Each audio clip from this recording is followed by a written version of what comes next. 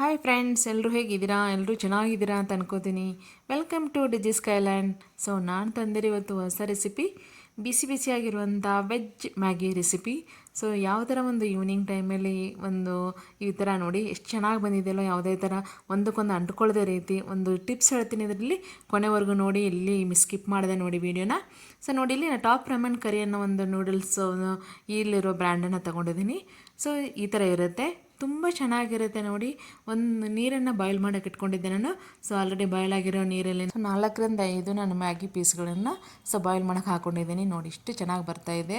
ನೋಡಿ ಈ ಥರ ಜಸ್ಟ್ ಒಂದು 5 ನಿಮಿಷ ಏನು ಮಾಡಿ ಚೆನ್ನಾಗಿ ಬಾಯ್ಲ್ ಮಾಡ್ಕೊಳ್ಳಿ. ಸ್ವಲ್ಪ ಮೆತ್ತಗಾದರೆ ಸಾಕು, ತುಂಬ ಮೆತ್ತಗೇನು ಬೇಡ. ಸೊ ಇದನ್ನು ಈ ಥರ ಇರೋದನ್ನು ಡೈರೆಕ್ಟಾಗಿ ನೀವು ಮಾಡಿದರೆ ಅದು ಒಂದಕ್ಕೊಂದು ಅಂಟ್ಕೊಂಡ್ಬಿಟ್ಟಿರುತ್ತೆ. ಸೊ ಇದು ಅಂಟ್ಕೊಬಾರಂದರೆ ಸ್ವಲ್ಪ ತಣ್ಣೀರನ್ನು ಬೆರೆಸಿ ಚೆನ್ನಾಗಿ, ಸೊ ಆಮೇಲಿಂದ ಸ್ವಲ್ಪ ಕೂಲಾಗಿ ಹಾಕ್ಬಿಡಿ, ತುಂಬ ಚೆನ್ನಾಗಿ ಬರುತ್ತೆ. ಸೊ ನೋಡಿ, ಇಲ್ಲಿ ಒಂದು ಬಾಣಲಿ ತೊಗೊಂಡಿದ್ದೀನಿ. ಇಲ್ಲಿ ಸ್ವಲ್ಪ ಎಣ್ಣೆ ಬಿಸಿ ಆದಮೇಲೆ ನಾನು ಸಾಸಿವೆ ಹಾಕೋತಾ ಇದ್ದೀನಿ.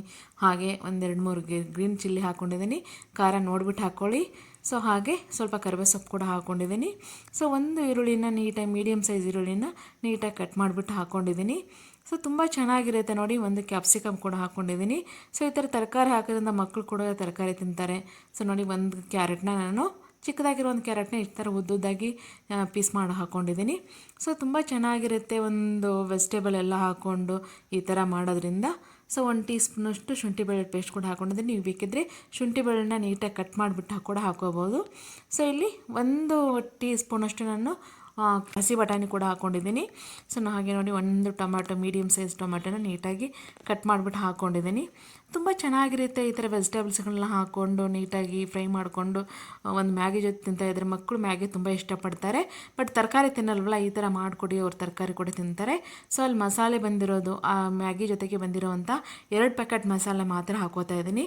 ಅಷ್ಟು ಸಾಕು, ಜಾಸ್ತಿ ಹಾಕೋಬೇಡಿ, ಮಸಾಲೆ ಜಾಸ್ತಿ ಆದರೆ ತಿನ್ನಲಿಕ್ಕಾಗಲ್ಲ, ಅದಕ್ಕೋಸ್ಕರ.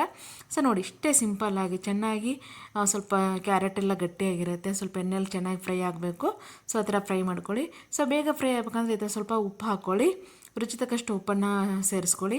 ಚೆನ್ನಾಗಿ ಫ್ರೈ ಮಾಡಿ ಒಂದ್ಸಲ ಎಣ್ಣೆಯಲ್ಲಿ ಎಲ್ಲ ನೀಟಾಗಿ. ನೋಡಿ ಚೆನ್ನಾಗಿ ಫ್ರೈ ಆಗಿದೆ ನೋಡಿ, ಎಲ್ಲ ಮೆತ್ತಗಾದಂಗೆ ಆಗಿದೆ. ಸೊ ಇವಾಗ ನಾನು ಇದಕ್ಕೆ ಒಂದು ಸ್ವಲ್ಪ ಟೊಮೆಟೊ ಸಾಸ್ ಕೂಡ ಹಾಕೋತಾ ಇದ್ದೀನಿ, ಟೇಸ್ಟ್ ಬರಲಿ ಸ್ವಲ್ಪ ಅಂತ, ರುಚಿ ಚೇಂಜ್ ಇರುತ್ತೆ ಅಂತ. 1 ಟೀ ಸ್ಪೂನಷ್ಟು, ಜಾಸ್ತಿ ಏನು ಹಾಕೋತಾ ಇಲ್ಲ ನೋಡಿ, ಇಷ್ಟೇ 1 ಟೀ ಸ್ಪೂನಷ್ಟು ನಾನು ಒಂದು ಟೊಮೆಟೊ ಸಾಸ್ ಹಾಕೋತಾ ಇದ್ದೀನಿ. ಹಾಗೆ 1 ಟೀ ಸ್ಪೂನಷ್ಟು ನಾನು ವಿನೆಗರ್ ಕೂಡ ಯೂಸ್ ಮಾಡ್ತಾ ಇದ್ದೀನಿ.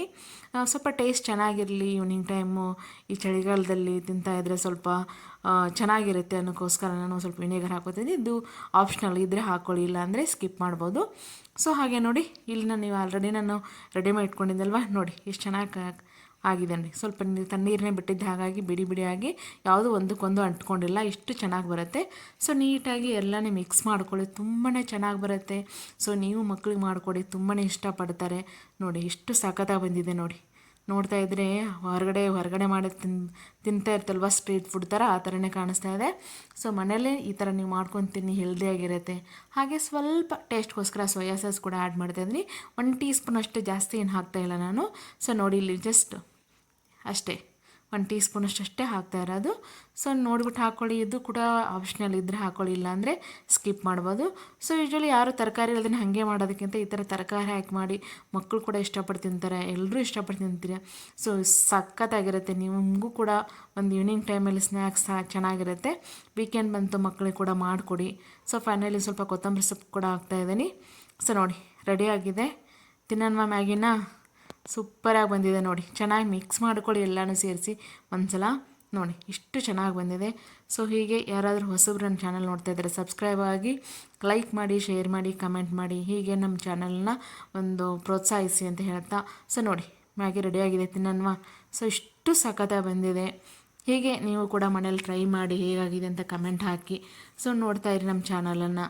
ಸೊ ನೋಡಿ, ಇಷ್ಟು ಸಖತ್ತಾಗಿ ಬಂದಿದೆಯಲ್ಲ, ತಿನ್ನೋಣ. ಆಗಿದ್ರೆ ನೋಡಿ, ಟೊಮೆಟೊ ಸಾಸ್ ಜೊತೆಗೆ ತಿಂತಾ ಇದ್ರೆ ಸಖತ್ತಾಗಿರುತ್ತೆ. ಸೊ ನೋಡಿ, ಬನ್ನಿ ಇವಾಗ ತಿನ್ನೋಣ. ಹೇಗಾಗಿದೆ ಅಂತ ನಾನು ಒಂದ್ಸಲ ತಿಂದ್ಬಿಟ್ಟು ನಿಮಗೆ ಒಂದು ಫೀಡ್ಬ್ಯಾಕನ್ನು ಹೇಳ್ತೀನಿ. ಸಖತ್ತಾಗಿರುತ್ತೆ ನೋಡಿ. ಇದ್ರ ಬಿಸಿ ಬಿಸಿಯಾಗಿರುವಂಥ ಒಂದು ನ್ಯೂಡಲ್ಸ್ ನೋಡ್ತಾ ಇದ್ದೀನಿ, ನಿಮಗೂ ಬಾಯಲ್ಲಿ ನೀರು ಬರ್ತಿದೆಯಾ?